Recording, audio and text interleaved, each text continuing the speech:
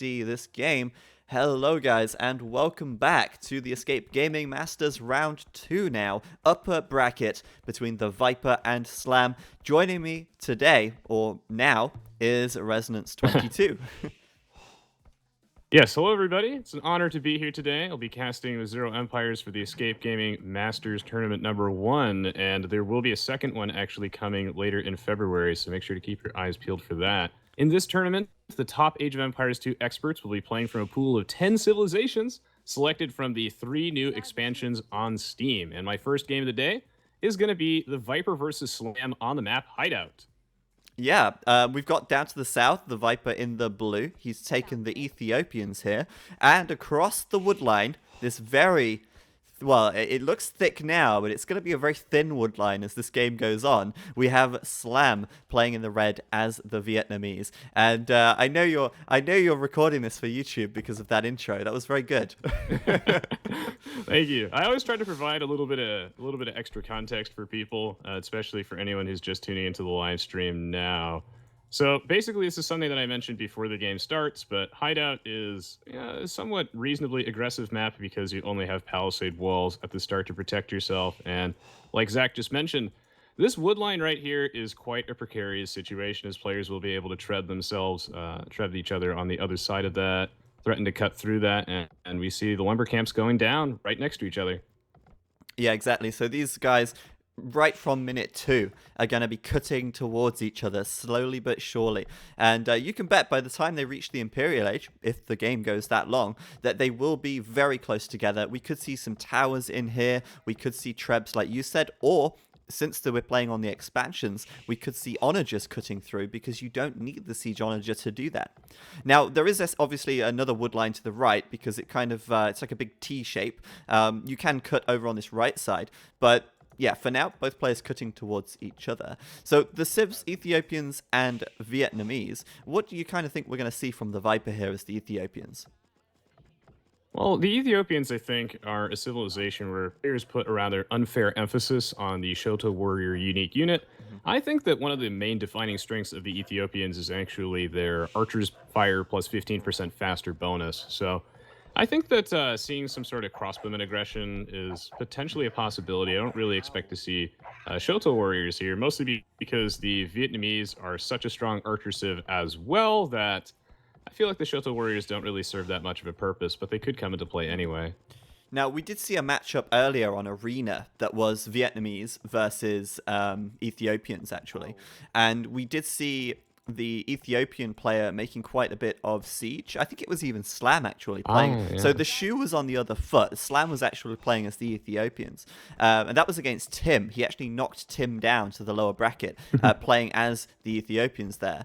And with that, you know, it's very possible that just a siege-heavy build from the Viper here could trump most of what the Vietnamese has to offer, because they're both archer civilizations, and arguably the Vietnamese is the better archer civ when you only compare the archers. Yeah, I'd have to agree with you there. I think that if the game actually does go to the Imperial Age, we're going to see a very heavy siege-based army comp, something focused around the torsion engine's unique technology, which does improve the blast radius of all their siege weapons. The Vietnamese actually have quite a bit of trouble dealing with that. I believe that they do not have husbandry for their cavalry units, and without having things like paladins and whatnot, they're very slow battle elephants. They're going to have quite a bit of difficulty, I think, breaking through that siege comp from the Ethiopians. So I'm curious to see how Slam would respond if the game gets to that point. Yeah, exactly. I mean, the Ethiopians have a completely open siege workshop. Now, I can't remember, but do the Vietnamese get the bombard cannon? Because that could be very crucial as the game goes on, and it does look like they do. So that could be something that the Vietnamese are definitely going to be looking for as the game gets to the later stages, for sure. But that doesn't necessarily have to be the case. I mean, we could see this game really ramp up in pressure from the early Castle Age. It's unlikely to see feudal aggression, but with only having palisade walls, the aggression or the opportunities for aggression, they're certainly there. Yeah, that was basically exactly what I was going to mention, is that since the Vietnamese do have bombard cannons, they certainly stand a chance against the Ethiopians in the late game. Is a great way to deal with those siege onagers. And I do think that some Castle Age aggression is viable on Hideout, so we could end up seeing a bit of that, because the Palisade walls do discourage Feudal Age aggression, but once things get to the Castle Age, these Palisade walls just do not hold. Sure. Now, something that we do see, though, a lot is players actually walling the edge of the map. And if we look on this left side, it's not a huge wall to make, really. You've just got a wall between the small tree patch at the edge of the map, and then the big tree is in the middle to the small patch. It's not a big wall, it's not too ambitious, and you can basically completely secure one side of the map. And with that, you can secure the extra gold spots, the stone piles, and put yourself into a great position. So, Viper and Slam probably going to be aggressing each other on the left side because it's such a long way to walk going around the top. And we might see that getting walled up, which could end up leading this into quite a long game. The question is, when do the walls come in, and whether or not they'll come in at all, I guess. Yeah, that's a great point, is that even though the Palisade walls themselves don't really fend off aggression that well, the way the map is set up, it often ends up with both players just kind of splitting the map in half with some stone walls. So perhaps an early watchtower or something could deny that. And right now, it looks like the Viper has just clicked up to Feudal Age, and Slam actually going to mix in a couple extra villagers. So I think that the Viper is probably trying to take advantage of the Ethiopians gaining 100 food and 100 gold every time they advance, and he might be going for something a little bit more aggressive. Yeah, that should give Viper the edge when going up to the Castle Age. And, we spoke about this earlier with Nobody, actually. The fact that they do get that 100 food and 100 gold, it means that they could adapt their build order a little bit. There might not necessarily be a reason to build a mining camp and take gold, for example, if you're going to get 100 gold for free once you reach the Feudal Age. So, Viper still opting to take some gold, and it looks like he will be going for a standard fast castle build. And at the same time, on the other side of the map, we've got Slam adding 2 additional villagers, which will be a lot slower, but potentially a lot stronger once he gets to the Castle Age himself. All right, just adjusting my audio level slightly. By the way, guys, how are the audio balance between me and Zach? Are we about close to even? It looks like the Viper is dropping a barracks, and right about now he's patrolling his scout. Again, they're just trying to make sure that they get the advantageous wall off here. The Viper would like to secure that gold mine on his side if he can. And it looks like he will be able to. His 2 villagers coming out now, which means he gets the first stone wall. The question is this for a stone wall, or is he going for something a little crazier? Well, we see an archery range coming down. Interesting. Now, he's building this here because he can use this as like a wall off as well. So it's two purposes with one building. And it's kind of aggressive, isn't it? It looks like he wants to close the gap to his enemy as early as possible so that as soon as he hits the Castle Age, he can be ready to go with the aggression. Now, in the bank at the moment, he's got 300 gold, and he's going to get another 100 gold for free when he hits Castle as well. So it really opens up the possibilities for the Ethiopians to be hyper-aggressive, and I think Viper's going to really enjoy that style, and certainly going down that route. But look at this, he's short on food. Where's the food going to come from? Oh, if I had $1 for every time I've done that in my own game, I would be a rich, rich man. He's just a little bit short on food, and this is quite unfortunate for him because he only has a small handful of foragers and farmers. Only 2 on farms, and he had 2 on berries now, and now he's assigning another 2. Wow. He's going to have to do some panic force dropping off. This will slow him down by approximately 30 seconds or so. I think more. I don't think it will be game-changing, but oh gosh. That's such a huge cock-up for him, really. The fact that he only had 1 farmer and 2 villagers on berries, and he needed to get 50 food to click up, that slowed him down a lot, actually. And although he was first to feudal, he's actually slightly slower to castle, or it's basically the same. I think it's almost identical. I think it is identical. Wow. And that means that Slam, sorry to interrupt you, just real quick, Slam has 29 population, whilst Viper also has 29, so never mind. Oh wait, no, he has 3 archers though. He has archers, yeah. So Slam's ahead in villagers by about 3. That's massive. Yeah, this is quite unfortunate for the Viper. Kind of taking away from one of those advantages that the Ethiopians have. And the Vietnamese are just a classically slow civ in Age of Empires 2 without any sort of substantial true economic early game bonus. And well, the Viper had so few villagers on food because he's trying to go for a fast castle age and a crossman, which I mentioned earlier on the game, and it's cool to see him actually go for that. It's an excellent strategy for the Ethiopians with their plus 15% faster firing rate, and then the extra food and gold that they get from advancing allows them to get a very consistent bodkin arrow and crossbowman upgrade as well as fletching. It's going to be slower now, though, and Slam has plenty of time to prepare, perhaps with a Yeah. defensive siege workshop of his own. Well, if I was Slam right now, I'd be feeling pretty happy with this situation if he knew that he was 3 villages ahead and he's going to hit the castle age at the same time.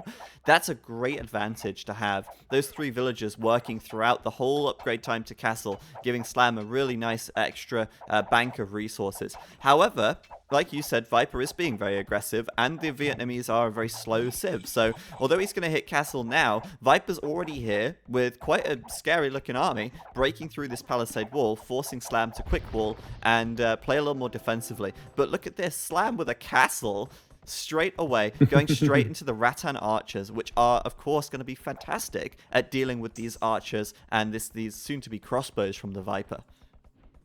What a great game to start out the day for me today. I think that Slam is responding to this quite nicely with his makeshift wall off of houses. This will, of course, slow down the crossman aggression. In the early game, what you want to make sure that you do is create like a funnel underneath your town center, and that way the enemy units are just going to try and avoid taking as much free damage as possible. Slam with this castle, I think this is actually a great choice. The Rattan Archer is a unique unit that has very high pierce armor, so it's quite strong versus the Ethiopians here. Vodkin arrow down for the Viper. He is going to swing around and try and poke a hole in the palisade wall over here. Slam going to respond with a watchtower to delay this. And can the Viper do enough damage before the Rattan archers push him back? Well, this is the thing. He has got quite a large military advantage in numbers because Slam still doesn't have his castle up yet. It's just finishing, like, right about now. And at the same time, Viper's already sat outside of his walls with 10 crossbows or so, and probably more on the way. Though I say that, I look at his archery ranges, and I don't see... There we go, he's queued them up now. So he's going to commit to making these crossbows. And the Rattan archers counter the crossbows extremely well. The only thing here, though, is that Viper also has a mangonel. So crossbows breaking through, 2 villagers going down immediately for Slam. Slam could be in a bit of trouble, but those crossbows getting dangerously close to the castle, and Viper isn't bringing them back.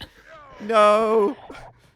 Absolute unmitigated disaster for the Viper, losing all of his crossbowmen almost for free. I mean, he got a couple nice kills on some villagers before he walked in there. That entire army down, and that mangonel was taking so much damage from that watchtower because they had villagers inside it, and then the villagers ungarrisoned last second just to deal last bit of damage. Wow, that was Viper. Such a struggle. Well, not only that, but, you know, it's just ridiculous. He nearly killed a villager in the wood line. I mean, it's not worth throwing your entire army away for it, though. Viper losing everything for nothing. And there was really no reason to not pull his army back like that for so long. So Slam now, equalizing in the numbers for military. They're both roughly about the same on military count. And he's also now got the counter to what Viper is creating. So this is a great position for Slam to be in. And I'd be really face-palming hard if I was Viper right now. Yeah, I mean, his one saving grace is that at least he got to delay Slam's gold mining for quite a bit, keeping all those villagers garrisoned inside there. True. By the way, we saw that mangonel, that's still obviously not enough, though. We saw that mangonel just get disintegrated by that watchtower there, and that is one of the main reasons why arrow slits was actually so strong around the release of African Kingdoms, is because mangonels, which are a common way to deal with these watchtowers and really strong in the Castle Age. Yeah, if you just stack a couple villagers inside them, then inside a watchtower, it just shreds right through them, especially with arrow slits. Slam in a pretty solid position here. Absolutely. Slam, I mean, you have to bear in mind, okay, he's invested a lot of resources into building this castle. That's kind of costly, but it's allowing him to build a great counter unit at the moment. And I don't think Viper's in a position now where he's really benefiting from having this map control. A lot of the times you want to gain the map control, it brings you some kind of benefit, but he's unable to really push against Slam. He's not really able to achieve anything with it, and so he's kind of just fallen back. He's now actually building his second TC, or just finishing it, and now he's going to focus a bit more on eco, I think, or at least building that up. I think that the Viper is responding to that disaster appropriately now, which is just by cutting back a little bit on the crossbow production, just focus more on getting his economy back up, because that's how he's going to claw his way back into the game, is with his second town center. He is going to get it up before Slam's. Slam's just kind of starting right about now. And Slam going to walk all the way around the long side of the map, going to try and do a counterattack on the Viper. And I think that this counterattack could prove to be very successful because the Viper doesn't quite have a clean answer to this. Ideally, he's going to want a Mangonel to defend himself at home, but since Slam it walked all the way around the other side of the map, it's going to be very difficult for the Viper to ever get a Mangonel into his own base. There's a wall off blocking the path. Absolutely. He'd have to delete his own wall to bring the Mangonel back. What time are you in game, by the way? I'm at 22:25. I think you're a little bit behind. You're 22:25? Oh, I'm actually very slightly ahead of you. So oh, okay. I slowed down. No, I'm at 22:36 now. I just slowed down slightly because I could tell you were a little bit behind me. So I tried to equalize I'm at 22:54 right now and paused. Okay, perfect. 22:54. Go. All right. So Slam with the Rattan Archers, of course.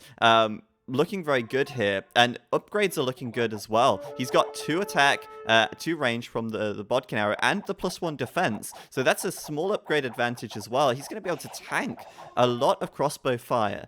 Now, Viper doesn't have ballistics right now, so that army basically missed every single arrow. But he has actually got decent numbers still. I feel like he's actually got a reasonable number of crossbows here. I'm just wondering, Rattan Archers on the hill? Surely he's got a huge advantage still. Oh yeah, he might be outnumbered, but I think this hill is absolutely going to turn this fight. And critically, Slam has padded archer armor, giving him that extra survivability. With only 4 pierce armor, I say only 4, but 4 is insane. Yeah. 4 pierce armor in the Castle Age is quite nice, but he does have to make sure he keeps up his defensive upgrades to kind of match the Viper's offensive ones on his. And you're right, it looks like Slam will be able to at least hold the line here, but he is going to back off the hill, losing a Rattan Archer here. The Viper, by the way, he's stonewalled in one of the relics in front of Slam's base. That's pretty nice. Oh, that's funny. I like that. I like it when players do a little bit of laming as well. He's actually got his villager on the very north side of the map, sort of walking along the edge, building some more sneaky buildings out there. That could be good later in the game because a lot of the time on this map you see players building a lot of farms outside of their sort of palisade walls in the center of the map, or sorry, at the edge of the map. And if Viper sneaks like a stable there, he could easily raid that later on. So that's really nice to keep that there and keep that alive. So the Rattan Archer, yeah, with the 5 pierce armor, it means they only take 2 damage per arrow. If they get the +2 defense, they're actually super tanky versus these crossbows. If you're able to actually keep up your defensive upgrades, then you take no damage at all. And that means that those engagements will just heavily go in favor of Slam. But still, taking only 2 damage a pop is certainly excellent as well. Both these armies are actually going to walk past each other. Slam getting chased by a bear. The Viper just putting buildings everywhere just so he can lame as many relics as possible and then make sure that he just gets some extra vision.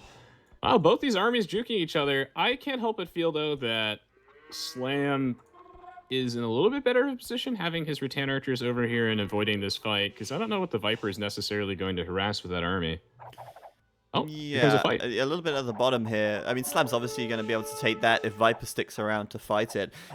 Slam, I just noticed just a second ago, did Loom. He's only just finished Loom at about 25 minutes of game time. So that's kind of saying something, really. Considering how aggressive Viper was being, the fact that Slam's only felt the need to do Loom now, I think Slam feels very much in control of this, and it shows. He's certainly taking good fights as well, cleaning up the army at the bottom, killing about 4 or 5 crossbows, losing just 1 Rattan Archer. This is so good for Slam. He's getting trades that are very favorable for him all over the map. And I'm wondering as well, it looks like Slam has ballistics. He has. That's game-changing. Absolutely it is, and the Viper with some very good focus fire is one of the best ways to deal with these tanky Rattan Archers, but it's absolutely not enough as they're so effective versus the crossbowmen. I try to avoid as much as possible putting myself in a situation where I'm allowing my opponent to make units that are really strong for that civilization, and that's the kind of situation that Slam is in right now. Really making full use out of his military units, and there's a Mangonel in the Viper's base. Can he land a good shot? Well, the answer is no. Not yet, Not anyway. I mean, yeah, Slam here doing good upgrades on these Rattan Archers, actually. I think he misclicked and aimed at a villager there instead of the Mangonel. He's going to back out, and that's fine, to be honest. He's done a huge amount of damage to Viper's military. Slam currently on 24 Rattan Archers. Viper's down to just 5 crossbows and a Mangonel. And Viper clearly, as we saw on this hill earlier on, did have a military advantage at that point. Slam killing them off, trading it out, and really just pumping out the Rattan Archers now, sending them across the map to group up together and do some damage to Viper's economy. I'm disappointed that Viper wasn't more aggressive this game. I feel like he could have benefited from really pressuring Slam with mangonels. At the same time, Slam's castle would have made it hard to actually do too much damage there. Especially because Slam didn't have Loom in the early game like you mentioned earlier. I mean, this is the type of map like Arena that really encourages players to delay Loom as much as possible because you know the Feudal Age rush is not coming. And, well, that's an excellent opportunity usually for a nice Castle Age Crossman rush to just pick off so many free villagers. And that just didn't happen this game.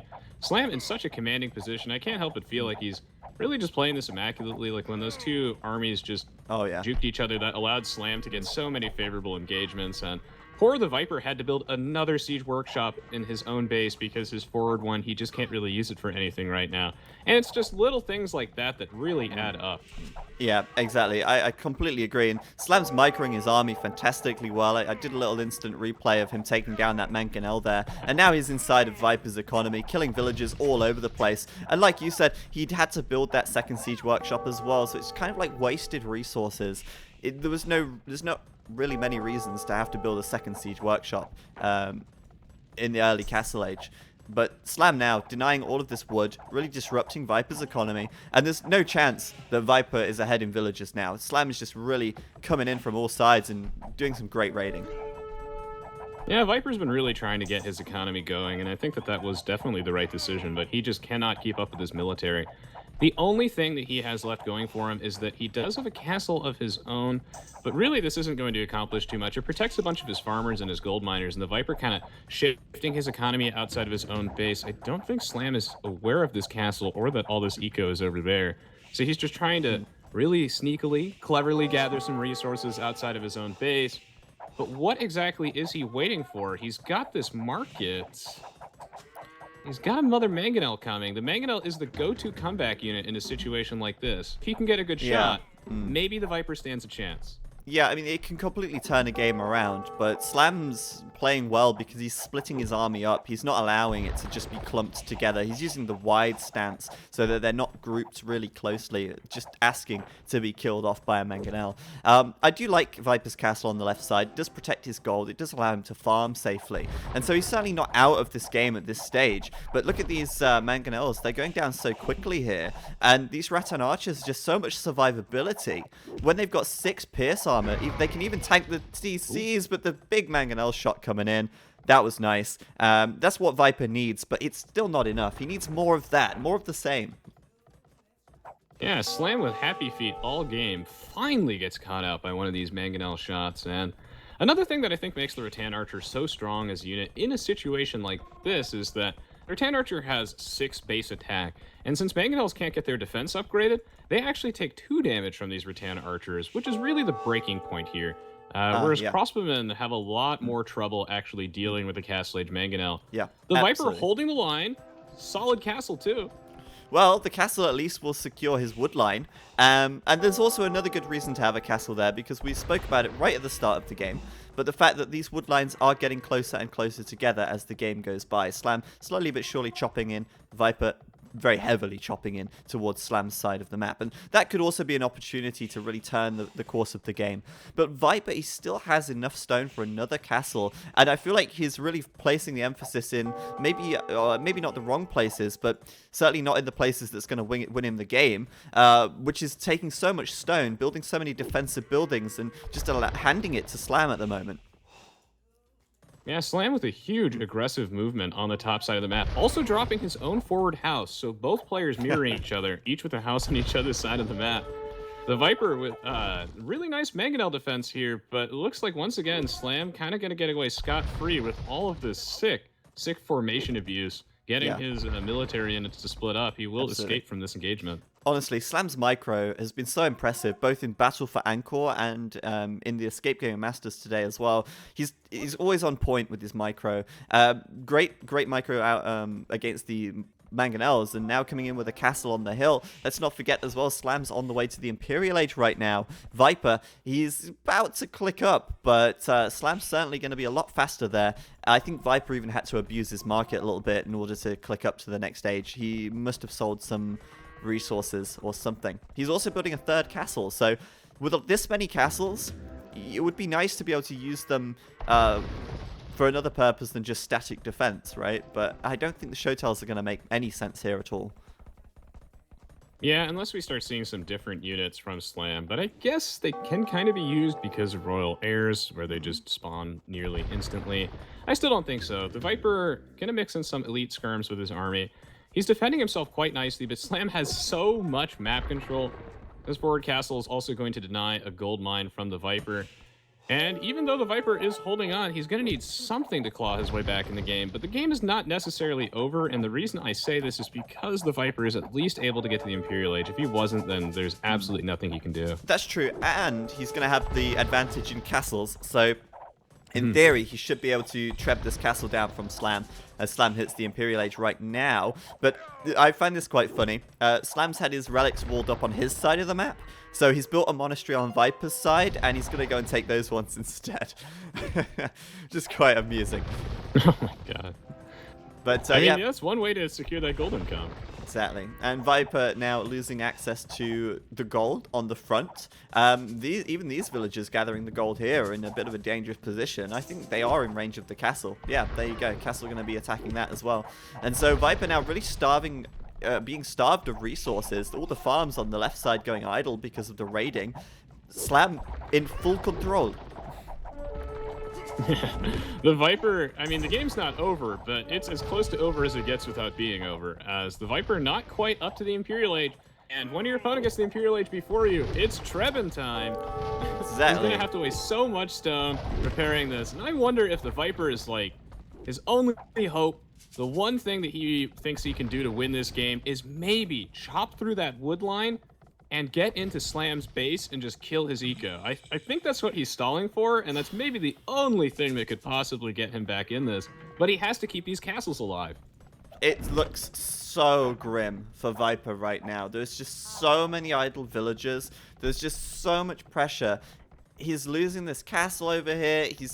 I think, you know, he really wants to get the Trebs out and at least try and defend the Treb push from Slam, but yeah, I mean, the other solution, of course, like you said, cut through and just try and raid Slam's eco and catch him off guard. But he'd have to do a huge amount of damage in order to equalize right now. And I don't think that's possible realistically. Slam is way too far ahead at this stage. He's really got all of the control here.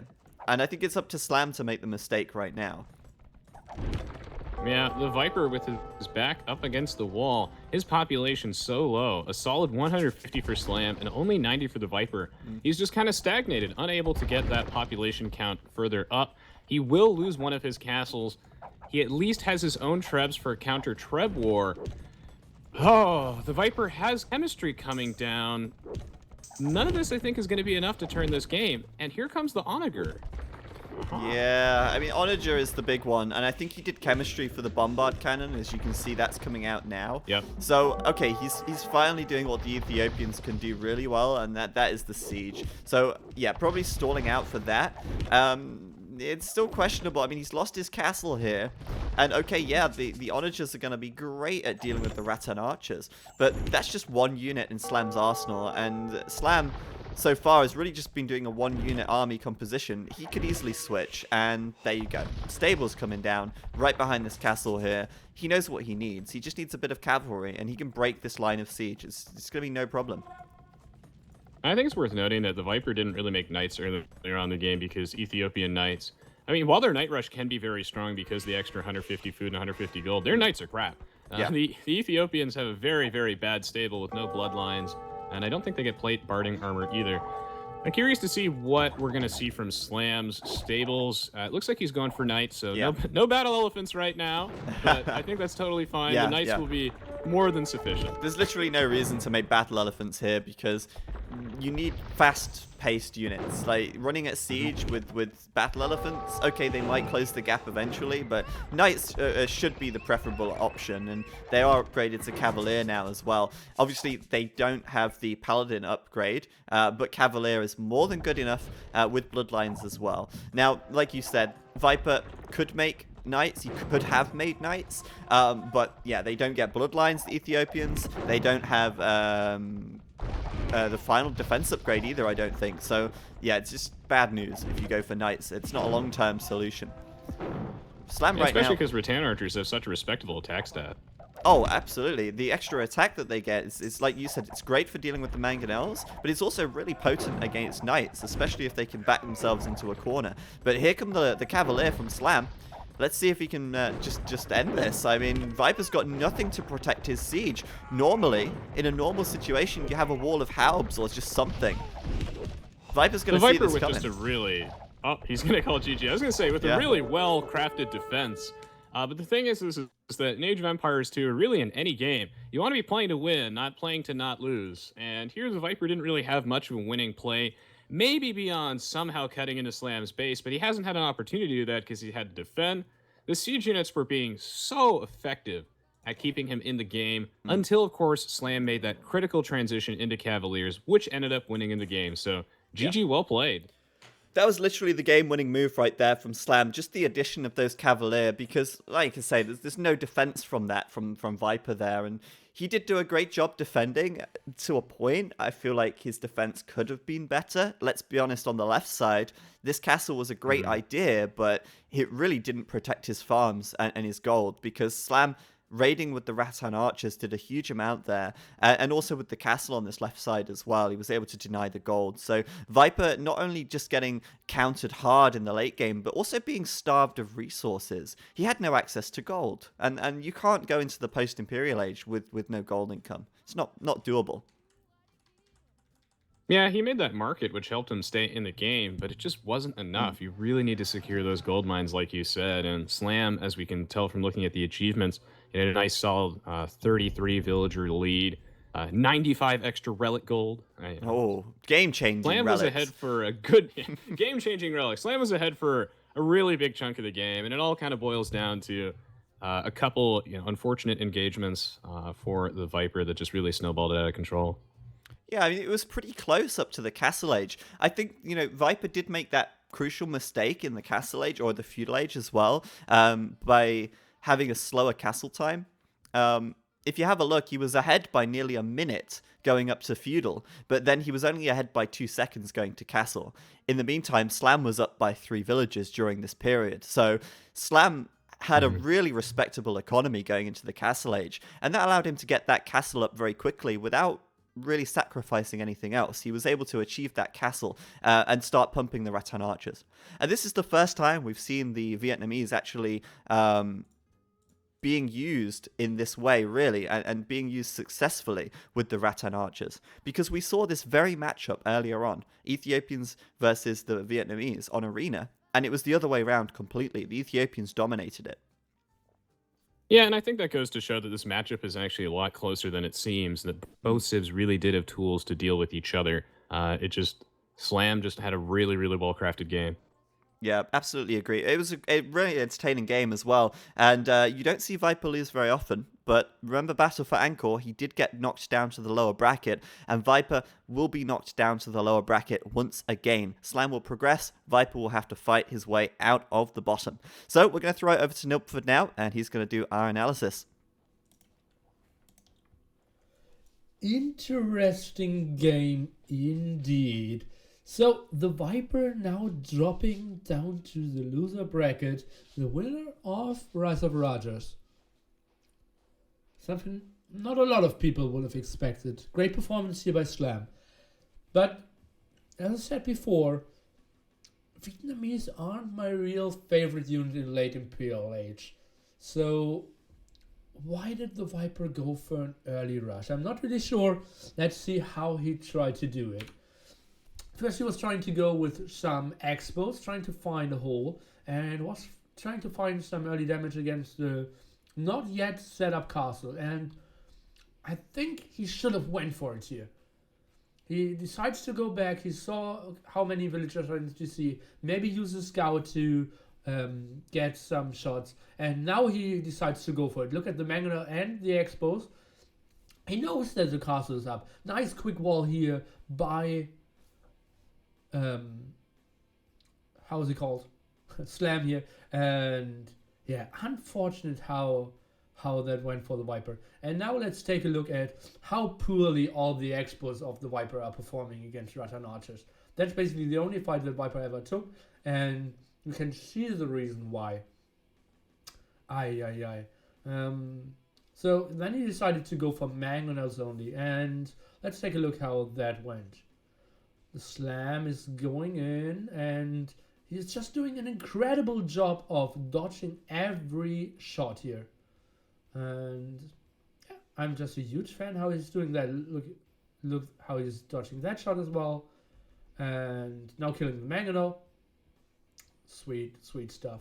And now he's even running in. And I think that's the moment where it's actually, yeah, going to end. And so killing so many villagers. Now trying to do something with the mangonels pretty soon again. As you can see here, like the Viper again, trying to go with the mangonel defense. And nice switch again by Slam. And that's one of the only shots now coming up, because it just quickly before he's leaving, reformation of the Radar Archers, but he would have needed way more of those shots. And again, look at this micro here. Just beautifully how all the Rattan Archers are microed individually, and how he is running around, dodging everything. Just incredible play. Absolutely incredible play by him. And yeah, that brought us into this situation where we are now in, and the Viper is going for onagers, bombard cannons, and traps. And I love this decision against all the Rattan Archers, but Slam Seeker was just so much better, and he could go for the surprise here with all the Cavaliers. And the Viper only saw one stable here, and thought, okay, I need to kill the castles first. But now the last game-ending engagement. Rattan Archers even trying to get the onagers out of position. Cavaliers coming in, +2 defense, and no chance for the Viper to defend this pop 100 against a solid pop 180. Something else I wanted to show, even skirms aren't a real answer. Look at this. 35 population, 35 HP against 40 HP, 3 attack against 7 attack, and 4 defense against 6 defense. So it's basically, yeah, doing 1 damage as a elite skirm against the Rattan Archer. So that's not even a counter, and incredible micro here by Slam. And I think the strategy choice of Viper, somewhat playing into the Rattan Archer choice of Slam, but if the Viper does the damage a bit earlier and is going through the TC before the castle finishes, you can get 5-6 villagers in early castle age, and yeah, then everyone says like great strategy by the Viper. I think it just came to an unfortunate execution here in this area. And that's it from me. Let's see how the tournament continues.